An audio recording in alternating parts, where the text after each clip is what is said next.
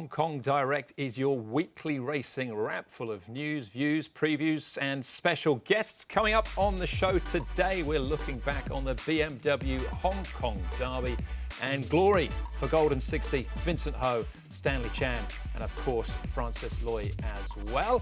And we're also welcoming a new jockey to here in Hong Kong, and that's Antoine Hamelin. We'll be catching up with him in part two of the show. Very warm welcome. I'm Andrew Le Jeune, joined in the studio by our special guest, Paul Lally, this week. Paul, and just a week on from the Triple Crown, the clean sweep of the four-year-old series for Golden 60. What a day it was. Yeah, what a day it was, and what a horse he is, isn't he? He's, Rapid Dragon, the only other horse that's managed to do it, and then Golden 60 comes out and just blows him away. Best horse won on the day, but what a race. Yeah, I mean, he was odds-on favourite, so expected to win. Yeah. But Blake Shin on Play to Point 8 really made a race of it. Well, exactly. I mean, the thing is, he had to really dig deep, Golden 60, and we saw all his fighting qualities. He shouldn't have won from where he was turning for home. He was wide at the back. Horse, Play to Point 8 had the break on him, but he managed to fight up, and then, as good horses do, got up on the post. He certainly did, yeah. Fantastic result. It was a fantastic day. We can relive now with Ed Sadler as he chats with Vincent just a day or two after the Derby.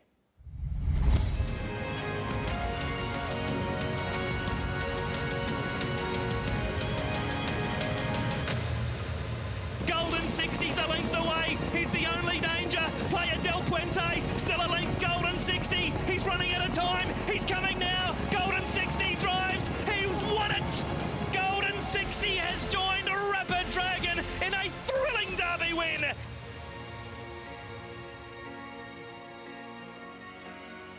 Vincent Ho, congratulations on a fantastic day on Sunday. Before we get to the Derby itself, though, take us back to the beginning of the day. There'd been 4 weeks between the Classic Cup and the Derby. That build up to the Derby, what was it like for you? Thank you very much. Yeah, it's a great feeling, an emotional one. And, a horse that I really loved, and to be able to win a Group 1 and the Derby and all the 4-year-olds Classic with him is an emotional journey, and it's a tough one. Yeah. Were you nervous, excited? How were you feeling coming to the races on Sunday? I was a little bit nervous, but at the same time I'm really excited for it. But once I jump on Golden 60 at the parade ring, I'm calm and relaxed, and I just look forward to race, So let's talk through the race then. You jump from barrier 9. By the time you get to about here, you're worse than midfield, 1 off the fence. Were you comfortable in that position? Yeah, pretty comfortable. Wherever he drops a bit and start to get relaxed in the middle of the turn, then I know we are very hard to beat. And the whole back straight, I know it's really slow, but when we get amongst horses, he just traveling beautifully and so relaxed, breathing so well. Turning for home, we had that mid-race move with Playa del Puente and Blake Shin. You turned for home, you're still 5 or 6 lengths off him. Were there worries going through you? Did you think he might be hard to catch? At that point, I don't think so, because, I didn't think he can sustain that run till the end. Maybe, he also take off at a turn, which cover lots of ground, although it's really slow, but I didn't think he can sustain till the end. And probably the last 100, I thought we might not catch him, but he got all the ability the best horse should have. He got that mental ability. If you put another good horse, and if you don't have that mentality, they won't catch that horse. But he doesn't give up until he put his head in front of him. And he gave me that confidence after the last 100, and I'm sure we're going to catch him. Crossing the line, you don't come across as a particularly emotional, over-exuberant sort of person, but when you cross the line, you gave a bit of a gesture over the line.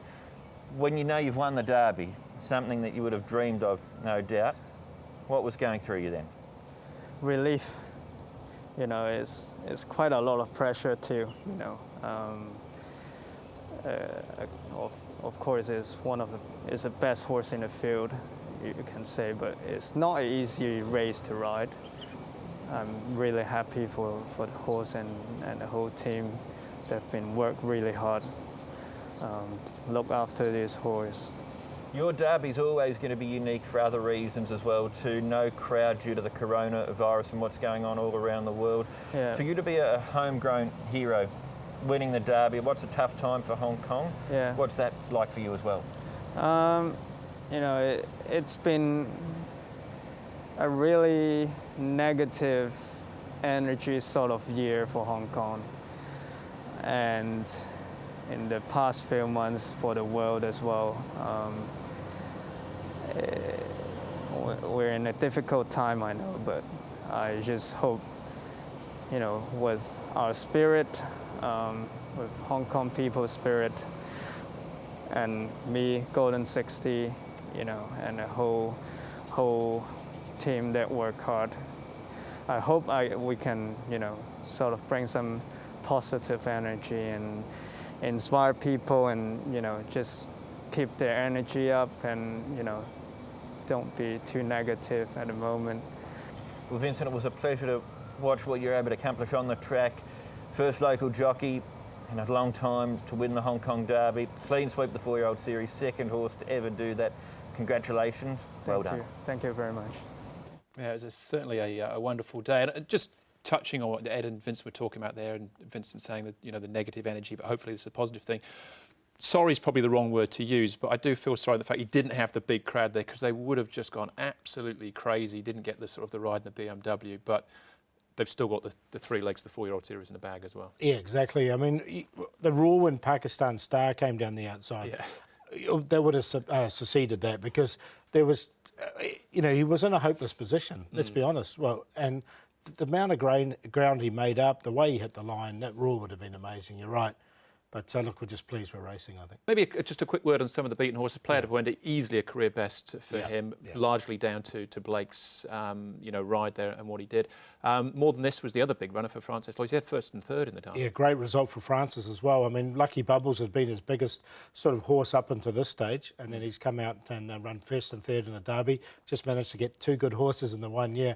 More than this, ran his race. I think he had every chance, and he ran his race. He ran a nice race. He got beaten by 2 better horses on the day. Yeah. And what about Vincent Ho himself this season?